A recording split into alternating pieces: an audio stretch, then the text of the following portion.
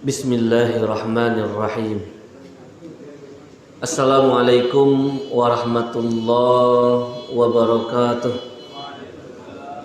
Lakum fi Rasulillahi uswatun hasanah liman kana yarjullaha wal yawmal akhir wa dzakarallaha katsira. Wassalatu wassalam ala habibina wa syafi'ina wa maulana Muhammadin al-mab'uts rahmatan lil alamin wa ala alihi wa ashabihi wa atba'ihi ila yaumiddin, amma ba'd. Bapak jamaah yang dimuliakan Allah, alhamdulillah kembali kita mendapatkan curahan rahmat yang sangat luas dari Allah Subhanahu wa taala. Hal ini selaras dengan apa yang telah Allah sampaikan dan Allah tekankan di dalam surat Al-A'raf ayat 156.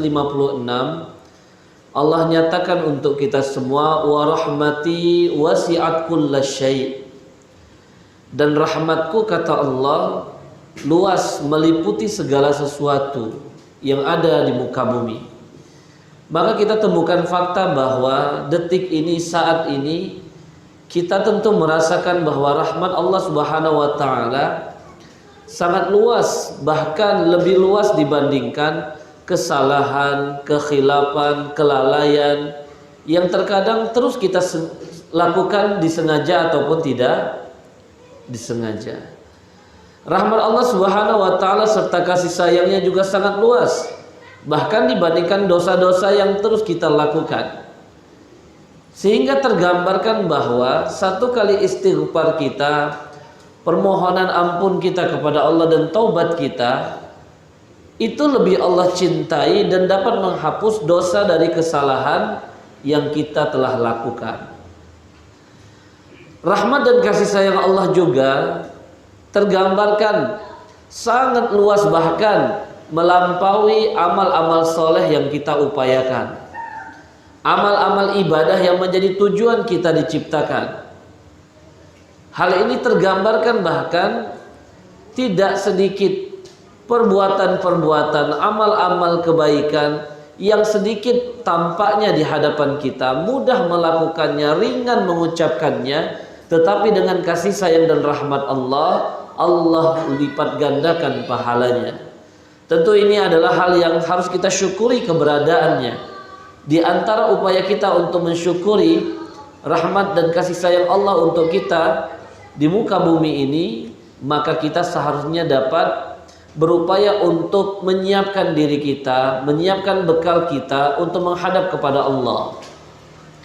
Karena hakikat dari rahmat Allah yang sangat luas ini memahamkan kita bahwa hari di mana nanti kita akan dibangkitkan dan dimintai pertanggungjawaban itu tidaklah hal yang sepele, bukan hal yang sederhana, tetapi benar-benar perkara yang besar.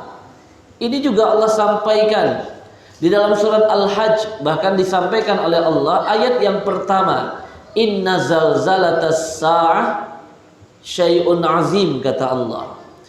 Bahkan goncangan hari di mana akan bermulanya kita dimintai pertanggungjawaban itu syai'un azim, perkara yang besar bagi kita, sehingga seharusnya kita dapat berupaya istiqomah untuk menyiapkan bekal, dan sebaik-baiknya bekal tentu adalah ketakwaan kepada Allah. Maka saya doakan insyaallah Bapak Ibu jamaah semuanya, Allah berikan kemudahan untuk istiqomah dalam ketaatan.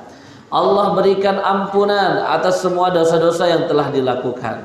Allah berikan keberkahan hidup dan umurnya, sehingga insyaallah kita semua Allah akhirkan dalam keadaan husnul khatimah. Amin ya rabbana ya rabbal alamin. Baik jamaah yang dimuliakan Allah, yang dicintai Allah, kita ingin mulai membahas salah satu hadiah dan kebaikan yang Allah hadirkan bagi kita sebagai umat manusia. Karena tentu tujuan kita Allah ciptakan untuk menghamba itu tidak dapat kita lalui dan tidak dapat kita lakukan kecuali adanya contoh dan keteladanan dalam pribadi Rasulullah Sallallahu Alaihi Wasallam. Dan tentu sebenarnya mengkaji keteladanan dari kisah Rasulullah SAW ini adalah cara kita untuk terus memahami ayat-ayat Allah yang telah Allah sampaikan dan menjadi hudan lil muttaqin, menjadi pedoman bagi kita. Karena tidak sedikit ayat atau tidak sedikit surat di dalam Al-Quran tentu kita tidak dapat memahaminya kecuali dengan memahami sababun nuzulnya. Dan sababun nuzul dari ayat-ayat yang Allah turunkan tersebut tentu adalah 23 tahun Rasulullah SAW dijadikan seorang utusan, seorang nabi dan rasul. Maka contoh misalnya, kita tidak dapat memahami surat Al-Anfal dengan sempurna, Bapak-bapak, kecuali kita memahami ya peperangan pertama yang besar terjadi antara kaum muslimin dan orang-orang Quraisy yang Allah jadikan sababun nuzul dari surat Al-Anfal yang dikenal dengan Ghazwatu Badril Kubra. Maka kita dapat memahami ayat demi ayat yang tentunya adalah pelajaran, zikr, peringatan, ilmu untuk kita, hudan bagi kita, dengan memahami apa fakta-fakta yang terjadi pada perang Badar tersebut. Begitu juga misalnya surat Ali Imran dari ayat 121 atau bahkan yang lebih detail lagi dari ayat 141 sampai 179. Kita tidak dapat memahami secara utuh kecuali kita membaca sababun nuzul atau membahas sababun nuzul dari ayat-ayat ini. Dan sababun nuzulnya adalah fakta yang terjadi ketika perang Uhud misalnya. Begitu juga dengan perang Hunain, Fathu Makkah, itu dapat kita pahami ya, atau kita dapat membuat fakta-fakta itu memudahkan kita untuk lebih memahami surat Al-Fath. Jadi sebenarnya mempelajari sirah nabawiyah ini adalah bagian dari kita mempelajari Al-Quran.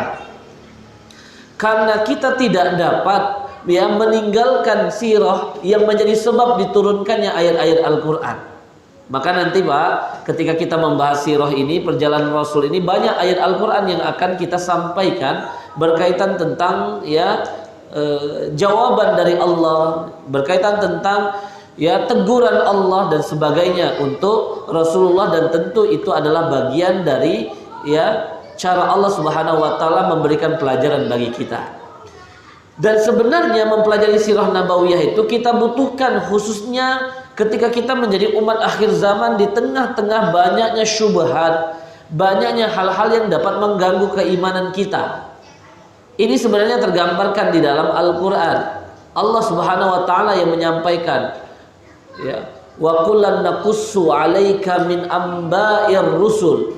Dan setiap kali kata Allah, kami memberikan kisah, menceritakan kepadamu dari kisah-kisah besar para nabi dan rasul. Tujuannya tidak lain, manusabbitu bihi fuada. Ketujuannya tidak lain kecuali untuk memperkokoh keimanan atau hati kita di jalan Allah. Maka insya Allah dengan kita membahas, dengan kita mengkaji sirah nabawiyah ini ya, kita dimudahkan oleh Allah untuk memperkokoh keimanan di jalan Allah Subhanahu wa taala insyaallah. Kita ingin mengawali ya, tentu kita akan fokus kepada Nabi Muhammad SAW. Hanya saja karena Nabi Muhammad ini adalah nabi yang terakhir, utusan yang terakhir, dan juga hakikatnya Nabi Muhammad berbeda dengan nabi dan rasul sebelumnya. Kalau nabi dan rasul sebelumnya itu terbatas oleh tempat, terbatas oleh waktu, terbatas oleh keadaan, sehingga hukumnya hanya berlaku bagi satu kaum dan tidak berlaku bagi kaum yang lainnya. Ya, maka kita temukan fakta misalnya Nabi Ibrahim hidup pada satu zaman dengan Nabi Lut alaihi wassalam. Tetapi dakwah dan tanggung jawab Nabi Ibrahim sebagai utusan serta risalah yang Allah berikan itu terbatas bagi umatnya, yang tidak diberlakukan bagi umatnya Nabi Lut. Begitu juga sebaliknya. Hanya saja Nabi Muhammad berbeda, Bapak-bapak. Nabi Muhammad ini diutus, dia sebagai nabi yang menjadi utusan bagi semua umat, utusan bagi semua zaman, dan berlaku ajaran dan risalah yang disampaikan sampai hari kemudian. Maka semua kaum, semua umat sampai hari kemudian semuanya mempunyai nabi yang sama, yaitu Nabi Muhammad sallallahu alaihi wasallam. Sehingga ketika kita membahas Nabi Muhammad, maka tidak akan pernah terlepaskan dari sejarah sebelumnya. Kita ingin memulai dari pembahasan kejadian-kejadian besar sebelum Nabi Muhammad dilahirkan. Dan ini akan menjadi semacam rantai yang menyambungkan antara fakta mengapa Nabi Muhammad misalnya berada di Mekah dengan nabi-nabi sebelumnya. Saya itu pernah ditanya misalnya oleh salah satu jamaah, ya, mengapa Nabi Muhammad itu harus di Mekah? Bahkan pertanyaannya, mengapa harus Nabi Muhammad? Mengapa Mekah yang menjadi tempat? Bukankah tempat peradaban saat itu ada Romawi, ya kan, dengan kekaisarannya, ada Persia dengan Kisronya, ya, Kisro itu nama raja, ya, istilah untuk rajanya. Seperti Romawi Kaisar, kalau Persia Kisro. Di daerah Yaman dulu ada namanya Tubba. Nanti yang Allah sampaikan misalnya di dalam Al-Quran, wa qaumut Tubba. Ya, di Mesir, di daerah Afrika atas ada Fir'aun. Lalu nanti yang hidup, ya, saat Rasulullah SAW diutus juga, dan itu berlanjut di daerah Habasyah, Ethiopia, Afrika Tengah. Itu ada istilah untuk Najasyi. Itu adalah istilah raja, nama untuk istilah raja, bukan nama pribadi. Sedangkan Mekah itu tidak termasuk salah satunya. Dia tidak termasuk dari wilayah Romawi, dia tidak termasuk dari wilayah Persia, tidak juga masuk dari wilayah Yaman, Mesir dan sebagainya. Seakan tempat sendiri. Sehingga mengapa harus di Mekah? Baik, kita ingin membahas yang pertama, kejadian besar yang terjadi sebelum dilahirkan Nabi Muhammad SAW adalah kembali ditemukannya sumur Zam-Zam. Ini pembahasannya agak panjang. Baik, kembali ditemukannya sumur Zam-Zam berarti kan dari sini kita ingin atau kita memastikan bahwa sumur Zam-Zam itu pernah ada. Pertanyaannya bagaimana? Atau apa sebab diberikannya? Atau apa kejadian yang membuat hadirnya air Zam-Zam itu? Lalu ketika ada kata-kata ditemukan kembali berarti sempat hilang. Mengapa ia bisa hilang? Lalu ketika ditemukan kembali, siapa yang menemukannya? Bagaimana bisa kembali ditemukan? Lalu apa korelasinya dengan ia menjadi ciri-ciri Nabi Muhammad SAW akan dihadirkan? Kan begitu ya. Baik, kita ingin perlahan ya Pak. Tentu kita ketahui bahwa sebab ketika air Zam-Zam itu Allah karuniakan ketika Nabi Ibrahim memberikan keteladanan bagi kita sebagai bapak para nabi. Dimaksud bapak para nabi itu Pak, tidak ada seorang nabi setelah Nabi Ibrahim kecuali keturunannya. Jadi setelah Nabi Ibrahim alaihissalam tidak ada seorang nabi kecuali keturunannya. Seorang rasul maksudnya ya. Seorang rasul-rasul yang dikenal kecuali keturunannya, maka dikatakan Abul Anbiya, bapaknya para nabi. Jadi Nabi Ibrahim alaihissalam keteladanannya pun digambarkan dengan mentaati perintah Allah, meninggalkan istri dan anaknya yang masih kecil di lembah yang tidak ada kehidupan. Nah, ini sudah jelas. Apalagi nanti akan dekat dengan Idul Kurban ini Pak ya. Kita sudah dekat dengan Idul Adha. Ini kembali kita dipahamkan oleh Allah ya, bagaimana ada seorang hamba yang benar-benar mendahulukan keridhaan dan ketaatan kepada Allah dibandingkan kehidupannya sebagai manusia biasa. Oleh karena itu, di sini digambarkan ketika tulusnya Nabi Ibrahim mentaati perintah Allah, begitu juga ada istrinya Siti Hajar setelah 3 kali bertanya, apa sebab engkau tinggalkan kami di sini? Nabi Ibrahim tidak menjawab, karena memang Nabi Ibrahim tidak diberikan perintah atau arahan oleh Allah untuk menjawab apa sebabnya. Maka Siti Hajar setelah 3 kali mengulang pertanyaan tersebut, dia memastikan apakah ini perintah Allah. Maka Nabi Ibrahim memberikan isyarat dengan menganggukkan kepalanya. Maka Siti Hajar ini luar biasa keimanan seorang istri, ya, istrinya para nabi atau istrinya Nabi Ibrahim alaihissalam, yang memberikan ketentraman bagi Nabi Ibrahim alaihissalam untuk terus melakukan ketaatan, karena kan partner dalam beribadah kepada Allah. Ia mengatakan, jika demikian memang perintah dari Allah, maka tinggalkanlah kami, karena Allah tidak akan pernah menyia-nyiakan kami. Sehingga diawali dengan keriduan dan ketawakalan seorang wanita Siti Hajar tadi, ya, di tengah-tengah lembah yang tidak terbayangkan. Ini bahkan dikatakan lembah kematian, tidak ada kehidupan di sana. Lalu kita menemukan fakta, ketika habis bekal, habis air minum, ya, maka saat itu dia berusaha untuk mencari. Lalu dia digambarkan ada fata morgana yang seakan-akan di seberang sana di Bukit Sofa digambarkan ada sumber air, ya. Ternyata ke Sofa tidak ada, kembali ke Marwah, bolak-balik sampai 7 kali. Mudah bagi Allah untuk memberikan sumur Zam-Zam kepada hambanya. Maka dari saat itu, setelah 7 kali berusaha untuk mencari sumber air, ini memberikan pesan kepada kita, Pak. Tugas kita sebagai hamba itu berusaha untuk menghadapi apa yang telah Allah tetapkan. Sampai apa? Sampai batas kita tidak lagi mampu sebagai manusia, sehingga Allah menyempurnakan usaha itu dengan kapasitas Allah sebagai Rabb yang maha menguasai, Rabb yang maha memberikan pertolongan, dan Rabb yang maha, ya, dapat melakukan segala sesuatu.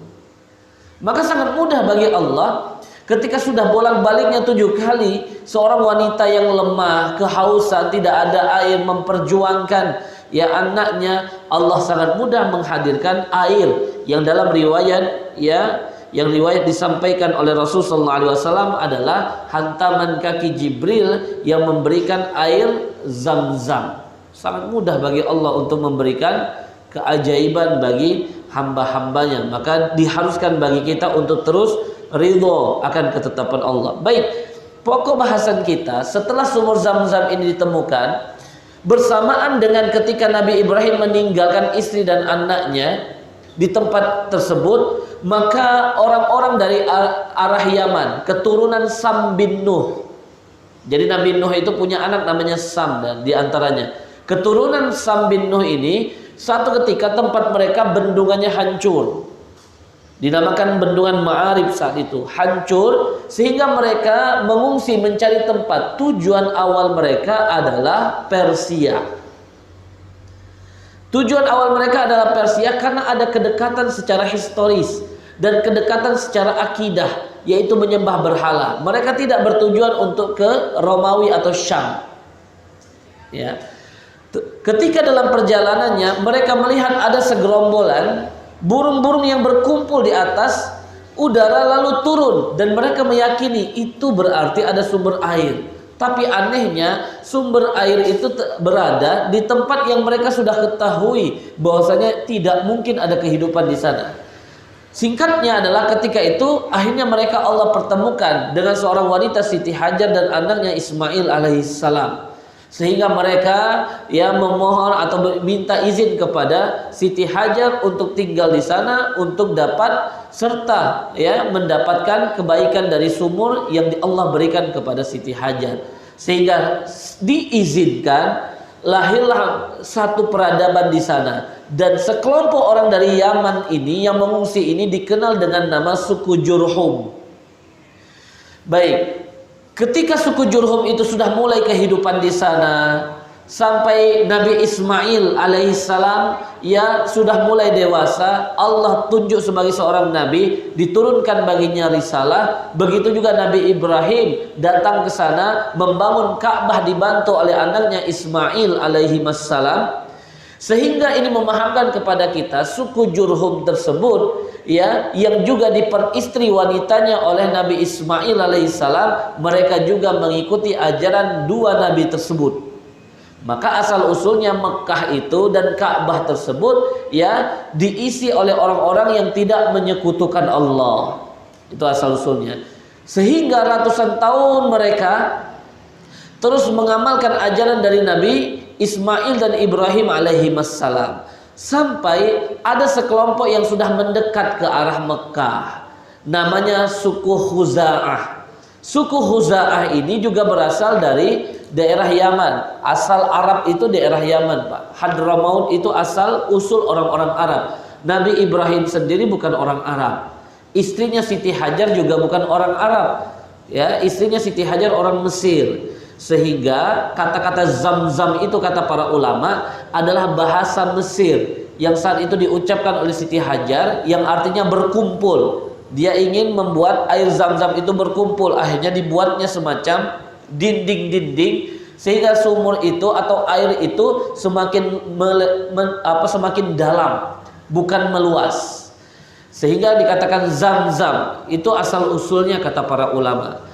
Sehingga ketika Nabi Ismail menikah dengan wanita suku Jurhum, keturunan-keturunannya nanti ada salah satunya bernama Adnan. Itu dinamakan dengan Al-Arab Al-Musta'rabah, orang Arab yang bercampur, yang campuran, blasteran kalau bahasa kita. Ya, sehingga nanti ada orang-orang Arab yang asli yang sudah Allah musnahkan, Pak. Udah Allah binasakan sebelumnya. Ada kaum Tubba, ya, ada kaum-kaum yang lainnya, ya. Tapi juga yang nanti tersisa salah satunya adalah yang ada di Yasrib. Yasrib itu nama orang yang kita kenal saat ini, tempatnya bernama Al-Madinah Al-Munawwarah. Baik, Bapak-bapak yang dimuliakan Allah, yang dicintai Allah Subhanahu wa taala, Bani Khuza'ah ini ada iri dengki dan berupaya untuk menguasai peradaban yang ada di Mekah. Mengapa? Jadi ketika Nabi Ismail dan Nabi Ibrahim alaihissalam membangun Ka'bah, setelah membangun Ka'bah, Allah perintahkan kepada Nabi Ibrahim untuk memanggil orang-orang yang beriman melaksanakan ibadah haji. Dan itu kisahnya Allah kekalkan di dalam surat Al-Hajj. Ya, bahkan Nabi Ibrahim bertanya kepada Allah, bagaimana mampu suaraku memanggil mereka? Kata Allah, lakukan. Maka Nabi Ibrahim naik ke atas salah satu bukit, meneriakkan, memanggil untuk melaksanakan ibadah haji. Akhirnya terdengar ke seluruh penjuru dunia, sehingga berbondong-bondonglah orang-orang yang beriman untuk melaksanakan ibadah haji. Sehingga Mekah ini yang asal usulnya adalah tempat yang tidak ada kehidupan, menjadi pusat tempat yang sampai detik ini paling banyak dikunjungi oleh manusia. Dan ini sebenarnya adalah bagian dari doa Nabi Ibrahim. Ya, faja'al af'idatam minan nas tahwi ilaih. Ya Allah, jadikanlah hati-hati manusia, tentunya di sini adalah orang yang beriman, cenderung berkeinginan untuk datang ke sana, tentunya untuk beribadah kepada Allah Subhanahu wa taala. Sehingga dari zaman Nabi Ibrahim dan Ismail alaihissalam sudah banyak orang-orang yang datang berkunjung. Banyaknya orang datang berkunjung, maka akan membuat satu tempat itu menjadi tempat yang berkembang besar. Apalagi ditambah ada sumber air, yaitu air Zam-Zam. Sekali lagi, ini membuat Bani Khuza'ah iri, ingin mengambil alih. 500 tahun setelah itu, akhirnya Bani Khuza'ah menyerang Mekah. Ketika menyerang Mekah dan ingin dikuasai seluruhnya, maka suku Jurhum, keturunan Nabi Ismail alaihissalam, mengubur sumur Zam-Zam itu dengan banyak hal. Ada dengan perisai, ada dengan peti, ada dengan emas dan sebagainya. Sehingga tidak didapati dan tidak diketahui saat itu di mana sumur Zam-Zam. Direbut oleh Bani Khuza'ah, sehingga Bani Khuza'ah itu ketika membutuhkan air, mereka harus mencari ke Taif, mereka harus mencari ke tempat yang lain, walau tetap mereka berkuasa di Mekah. Nah, nanti salah satu tokoh dari Bani Khuza'ah inilah yang kita kenal dengan nama Amr bin Luhai al-Khuza'i, salah satu pimpinan yang sedang berkuasa saat itu. Dia akhirnya terinspirasi menghadirkan satu berhala pertama yang dia letakkan di depan Ka'bah bernama Hubal. Jadi memang mereka meyakini tetap ikuti ajaran Nabi Ibrahim, tetap ikuti ajaran Nabi Ismail, tapi di sisi lain mereka juga menyembah berhala. Makanya dinamakan musyrik.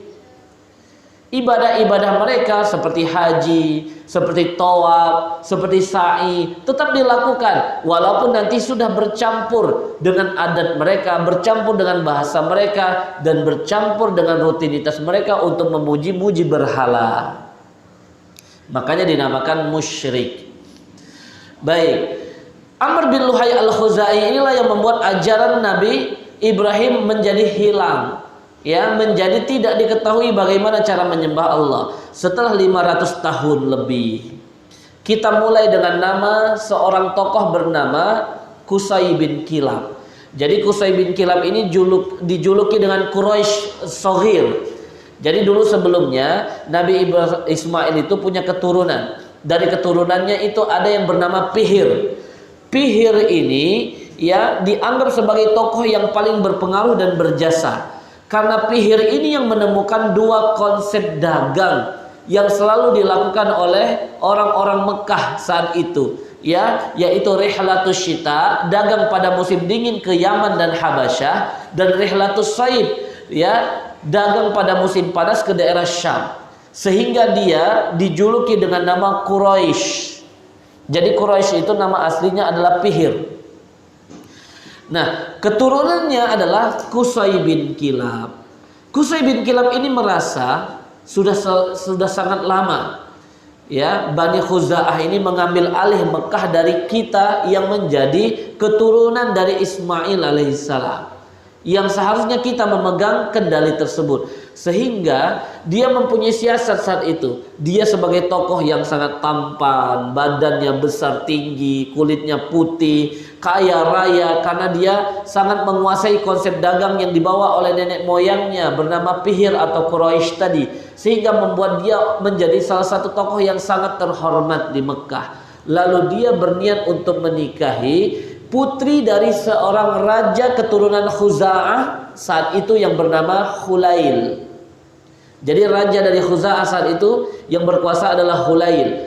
Khulail ini sebenarnya dia berat untuk menikahkan putrinya dengan keturunan Jurhum, walaupun mereka udah hidup bersama seperti itu, karena ada histori, ya, ada sejarah yang tidak mereka bisa lupakan. Tetapi karena melihat ini adalah orang yang baik, tokoh yang dihormati, kaya raya dan sebagainya, maka dia menikahkan putrinya dengan Qusay bin Kilab ini.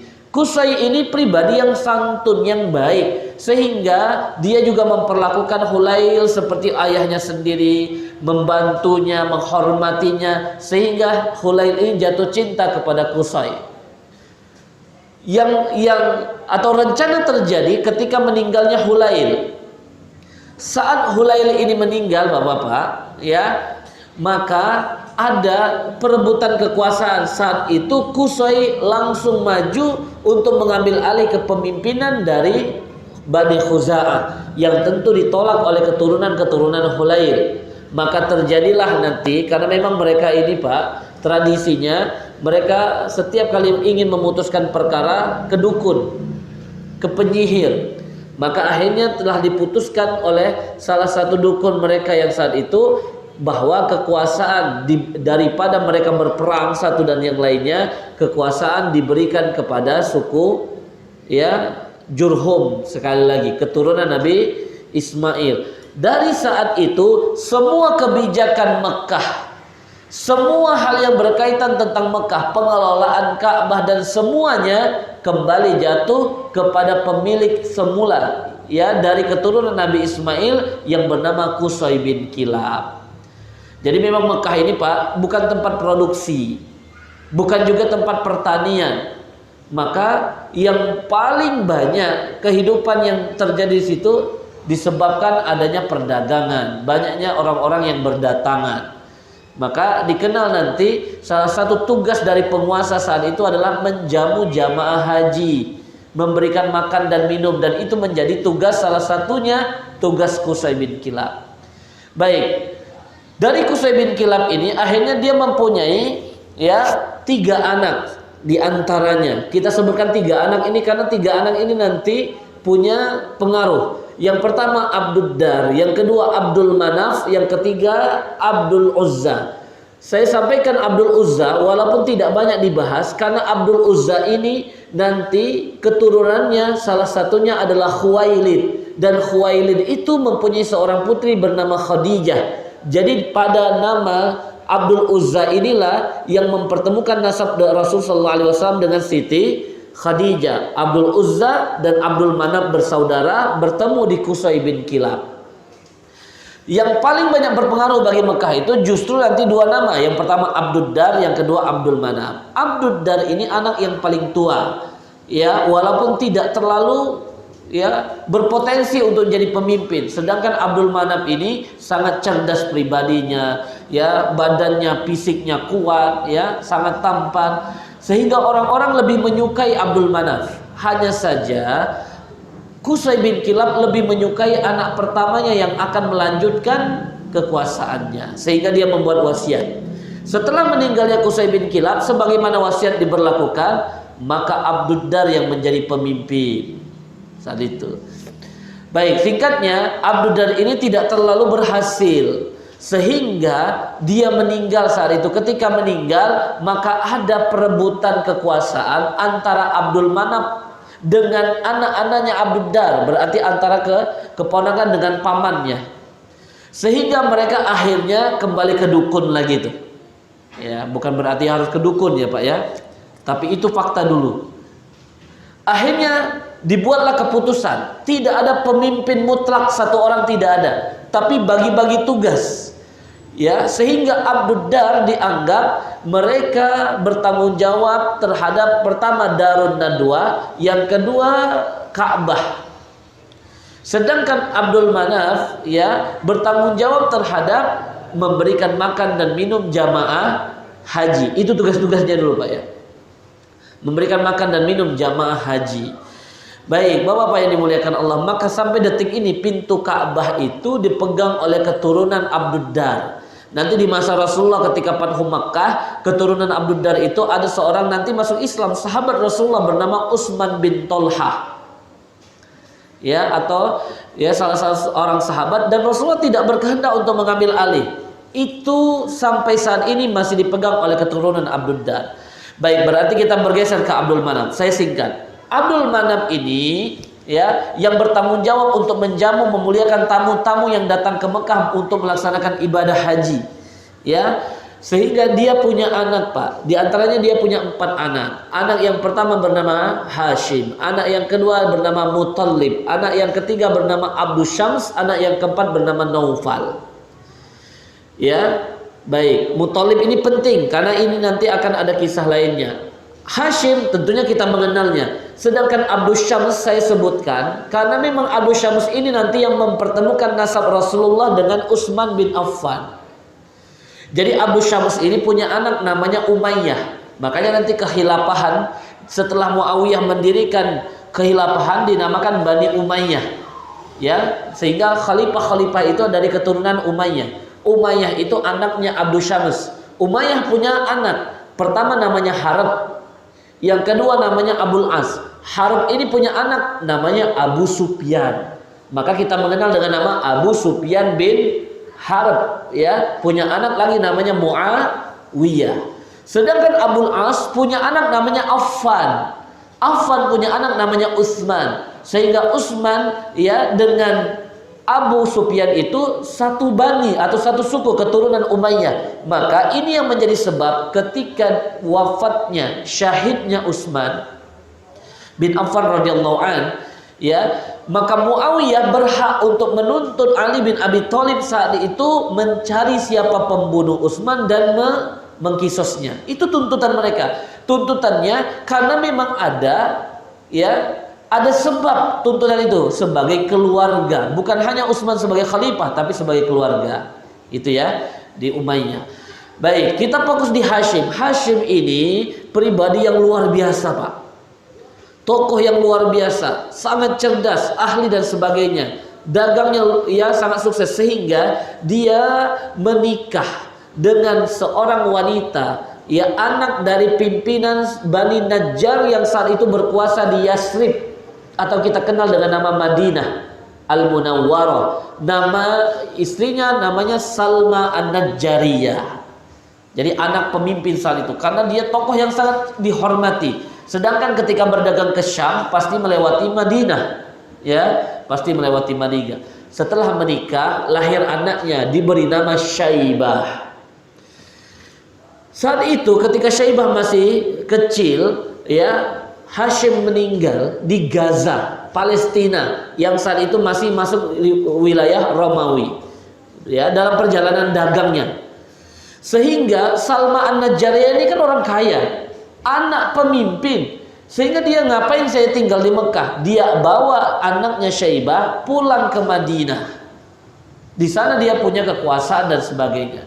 Nah, ada saudaranya Hashim bernama Muthalib. Muthalib ini berpandangan bahwa Hashim itu adalah tokoh yang melanjutkan tugasnya Abdul Manaf, ayah mereka.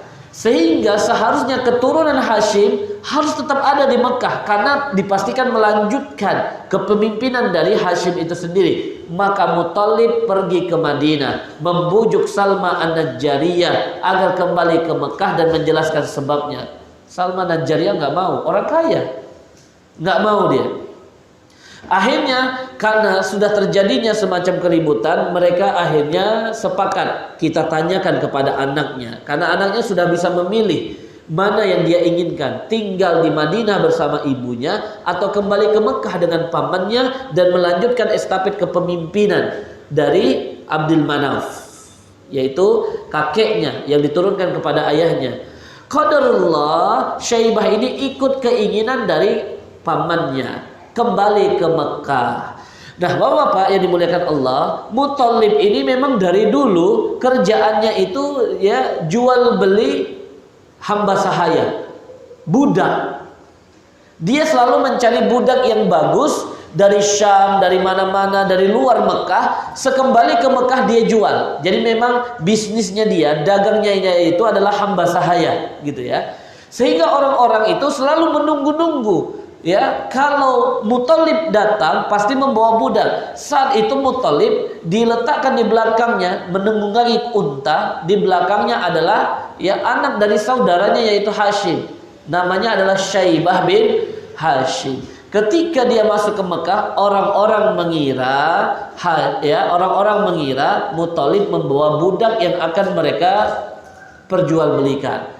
Maka mereka mengatakan, tuh Abdul Muthalib. Jadi Muthalib itu bukan nama Tuhan, Pak.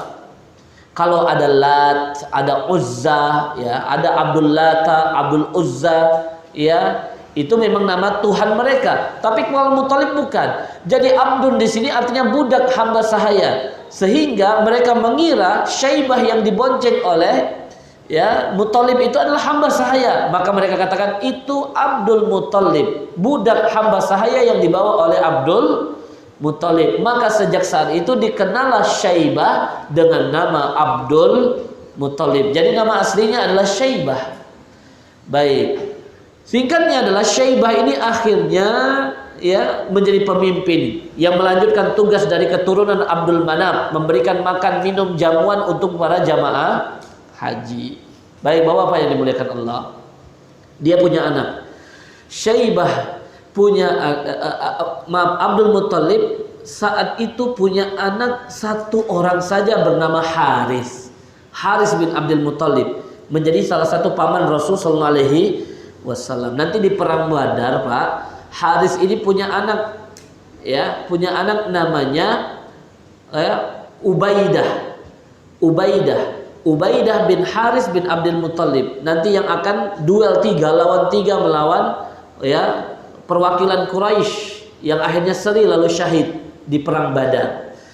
Baik, ketika anaknya hanya satu, Abdul Muthalib saat itu diamanahkan jadi pemimpin. Ada kesulitan untuk mendatangkan air, Pak. Memang dari dulu, tapi kesulitan ini menjadi memuncak karena saat itu sedang paceklik.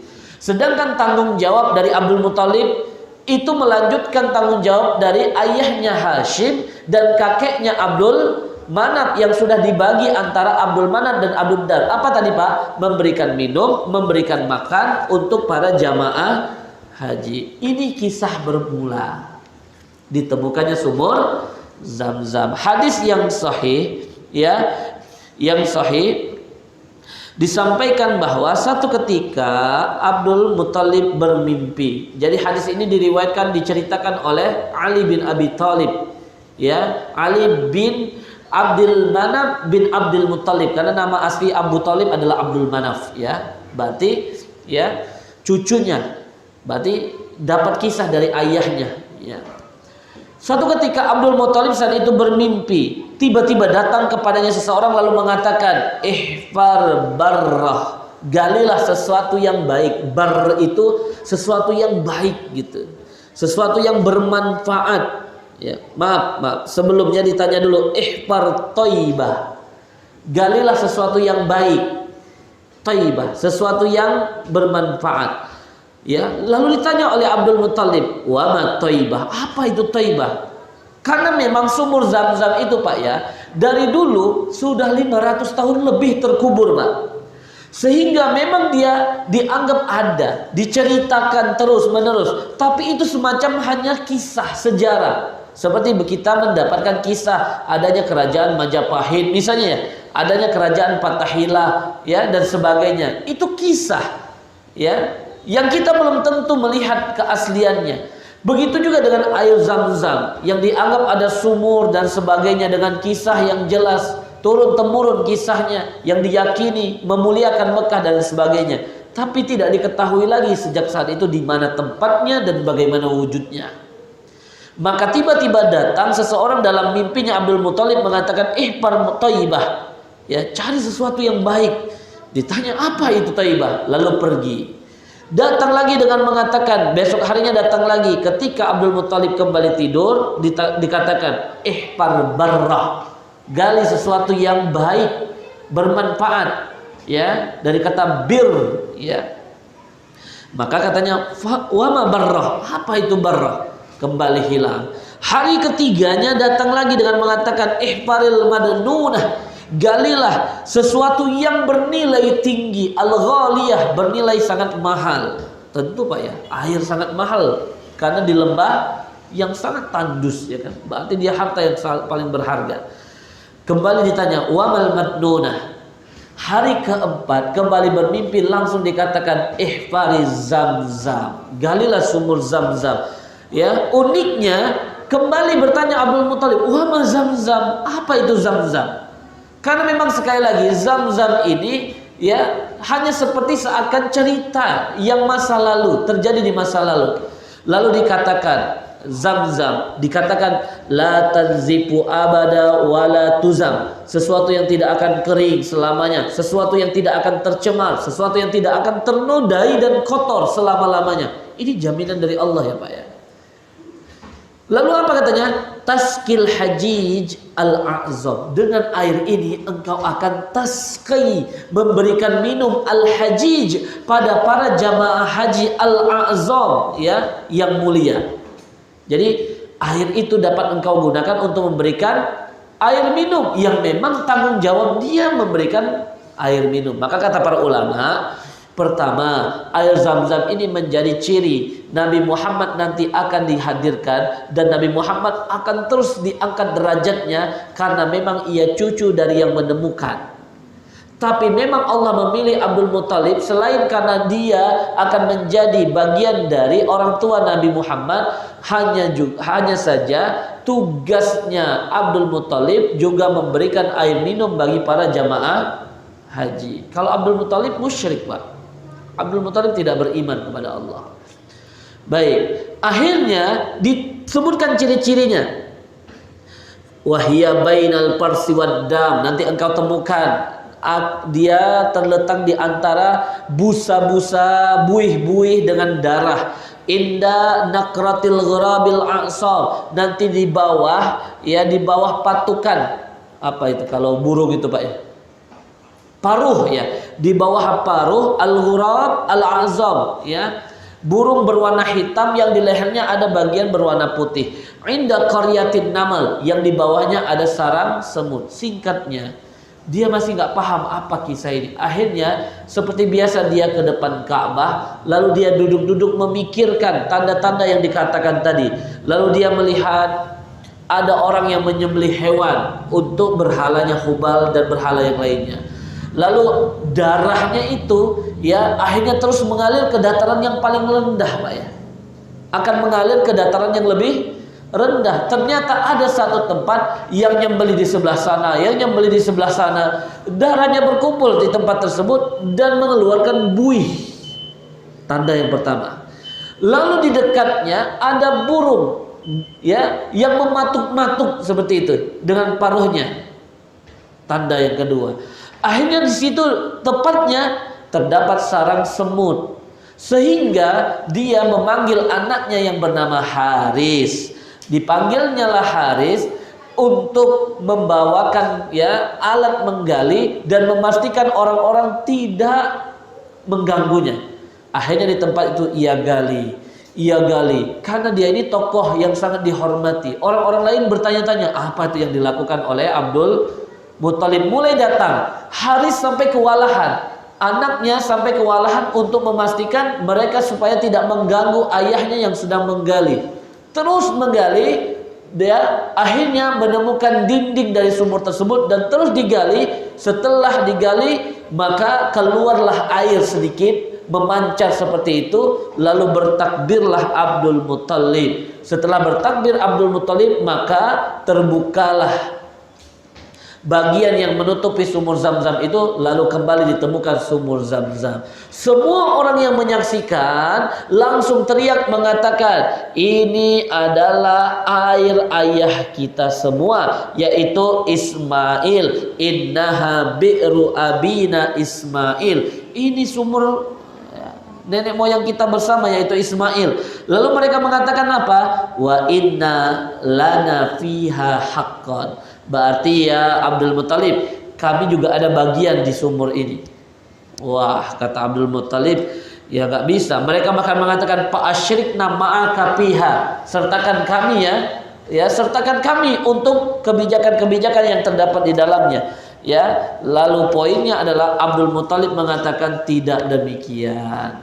Ya, Abdul Muthalib akhirnya menolak. Singkatnya, Abdul Muthalib tidak menyepakati hal tersebut. Dia merasa dia yang bermimpi, dia yang didatangi 4 hari berturut-turut, dia yang menemukannya, berarti ada tanggung jawab yang diberikan untuk dia agar dapat menggratiskan air Zam-Zam untuk semua jamaah haji dan siapapun yang datang dan membutuhkan.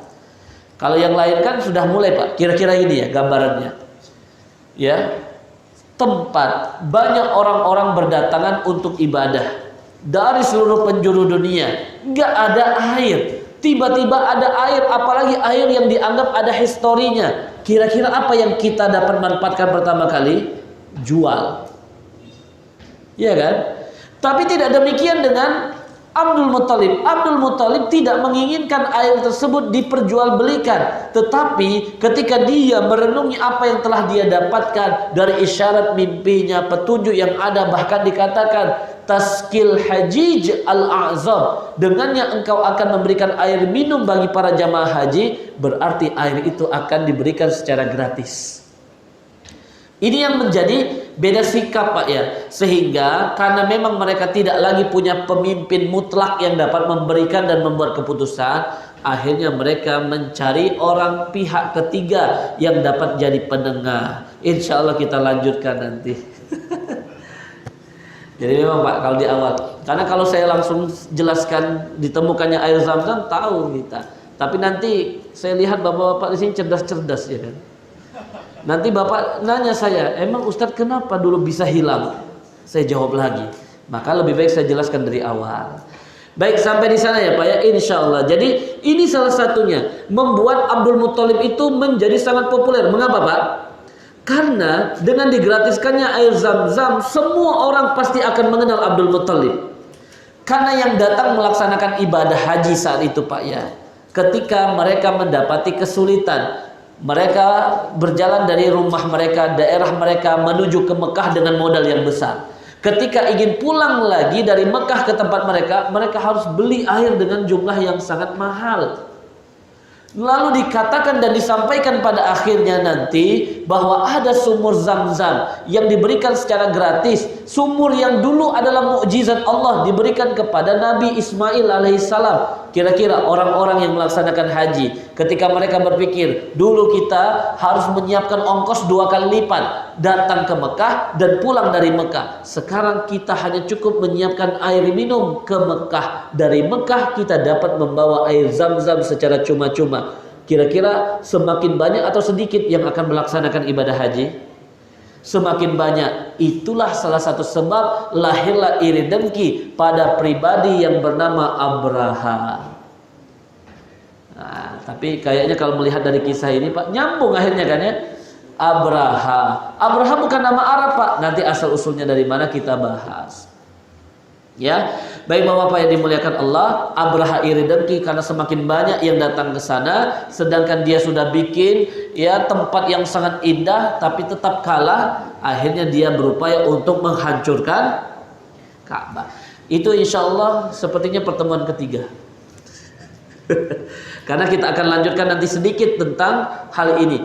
Itu juga nanti yang akan membuat Nabi Muhammad sangat dihormati. Karena Nabi Muhammad dianggap orang yang juga mempunyai karakter yang sama dengan kakeknya Abdul Muthalib. Dan itu juga mengapa hikmahnya Nabi Muhammad yatim, lahir dalam keadaan tidak punya ayah.